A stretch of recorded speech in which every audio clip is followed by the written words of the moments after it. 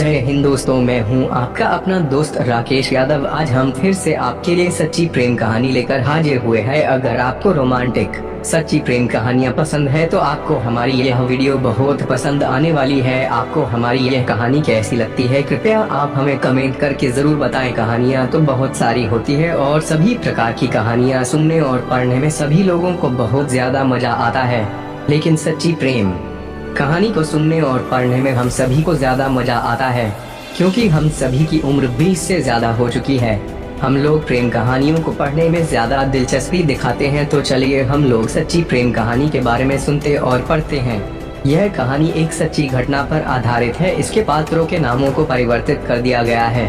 एक दिन रेनू के फोन पर एक अनजान नंबर से फोन आया। रेनू को उससे बात करके पता चला कि वे किसी और से बात करना चाहता है, पर गलती से उसका फोन रेनू के फोन पर लग गया। रेनू 21 साल की एक सुंदर लड़की है जो पढ़ाई पूरी करके नौकरी की तलाश कर रही है।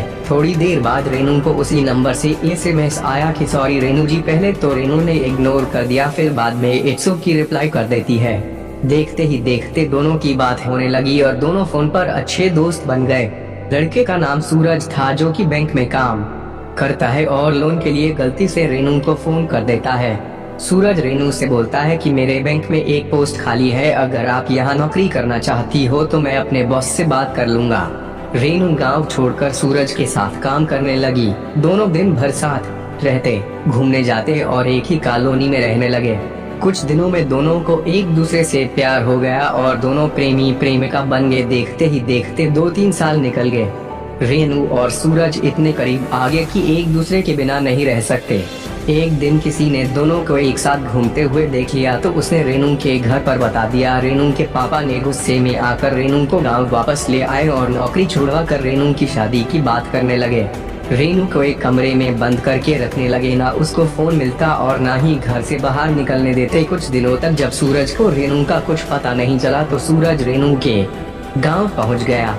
गांव वाले सूरज को पकड़कर बहुत मारते हैं और पकड़कर एक कमरे में बंद कर दिया। तब रेनू अपने घर वालों से कहती है कि तुम जहां कहोगे मैं वहां शादी कर लूंगी, पर आप लोग सूरज को वापस उसके घर जाने दो। रेनू के घर वालों ने सूरज को छोड़ने का नाटक किया और उसको पीट कर जंगल में फेंक दिया। रेनू को शादी के दिन पता चला कि उसके घर वालों ने उसके साथ धोखा किया है। सूरज को तो मारकर जंगल में फेंक दिया है। रेनू शादी के दिन घर से भागकर शहर चली गई और वही एक छोटी नौकरी करने लगी और सूरज को ढूंढने की कोशिश करती रही। एक दिन बैंक से रेनू को पता चला कि सूरज अपने घर पर है। उसके घर वाले सूरज की हिफाजत के लिए उसे घर से बाहर जाने नहीं दे रहे हैं। ऐसे ही कुछ दिन बीत जाते हैं और फिर दोबारा से सूरज और रेनू की फोन पर बात होने लगी। रेनू ने अपने घर पर साफ साफ बोल दिया कि अगर अब सूरज या मुझे कुछ हुआ तो मैं सीधी पुलिस में चली जाऊंगी।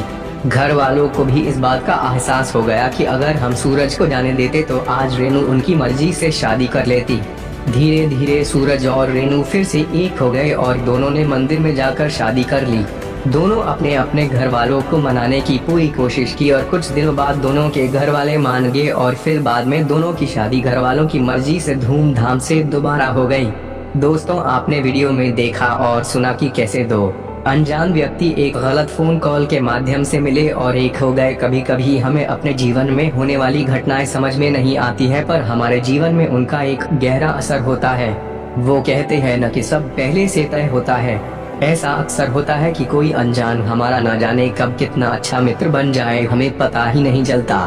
दोस्तों, आपको हमारी यह कहानी कैसी लगी हमें कमेंट करके जरूर बताएं। यदि आपको यह सच्ची प्रेम कहानी पसंद आई हो तो वीडियो को लाइक और शेयर करें और हाँ, ऐसी ही रोमांटिक, रोचक, मजेदार, सच्ची प्रेम कहानियाँ और शिक्षाप्रद कहानियों को सबसे पहले देखने और सुनने के लिए हमारे YouTube चैनल LDG के मोटिवेशनल को सब्सक्राइब अवश्य कर ले।